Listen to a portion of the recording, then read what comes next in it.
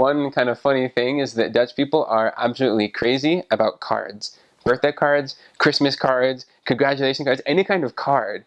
Hallmark makes a killing in the Netherlands. They are crazy about them. My trainer and I, we were in Friesland for Christmas in a city called Heerenveen. We went to visit the family Stein. And we walk in, and they have a clothesline strung up. And on the clothesline are all the Christmas cards they've gotten. And I'm like, wow, that's a lot of cards. I don't remember the number that he said, but he said, like, it was 147. You count? Oh, yeah. We know exactly how many there are. And they don't know why, but they really like cards. If you want to get on their good side, on a Dutch person's good side, give them a thank you note. Give them a card. If it's their birthday, get them a birthday card. If you do that, they will respond to that. They will love that. They will think you are amazing. And, I don't know, it's just one of those funny little things. And that's something that Missions has seen a lot of success with, is leaving notes or leaving cards for people. Members, people that they teach. But you get a great response. It's kind of one of those little, well, that's kind of a random thing. But I don't know, it's really cool to see. I really like it. And then I know that in the Netherlands, they have a really strong tradition of freedom, of independence. That's something that they really, really value. They fought a war to gain their independence, and a lot of the things they talked about in their own little declaration are very similar to American ones. There's a lot of evidence that what they call the act of abjuration, it was a model for the Declaration of Independence. So they really understand that idea of we can live our own life. We are our own masters. They really respond to that. And so to them, they really resonate with the idea of you can do what you want.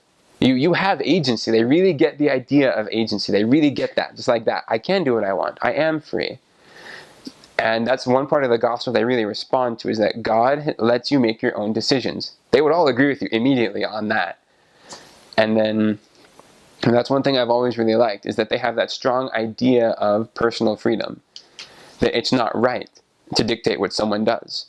They don't like it when their government does it. They don't like it when a church does it. They want to feel that they can make their own choices. And I know that that's something that sometimes they kind of have trouble with. When you talk about commandments or guidelines, they'll want reasons and justifications and why I'll do it if I want to do it. And that's one thing that sometimes you have to be really patient with. You really have to make sure they understand the idea that commandments are not simply do's and don'ts. That commandments are the way the Heavenly Father changes who you are to get you ready to go to the celestial kingdom. And that's something that they're much more receptive to, as opposed to a very kind of, 10 commandments, thou shalt not. They don't like that. But if you explain that commandments are something to help us and change us, and that you can't get there without the commandments, they understand that a lot better, and they will respond much more positively. Because then they still have their freedom, it's just that they're being taught about how they can get certain results. And that they really understand, that they really work with.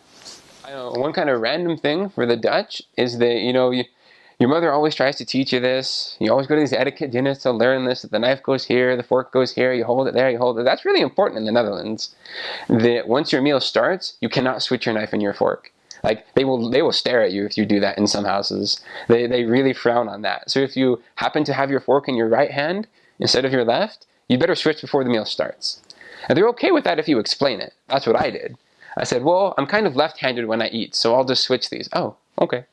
And as long as you explain that, you're good. But depending on the family, they can be very picky about manners. So it's always worth it to get a Dutch person to explain good table manners to you.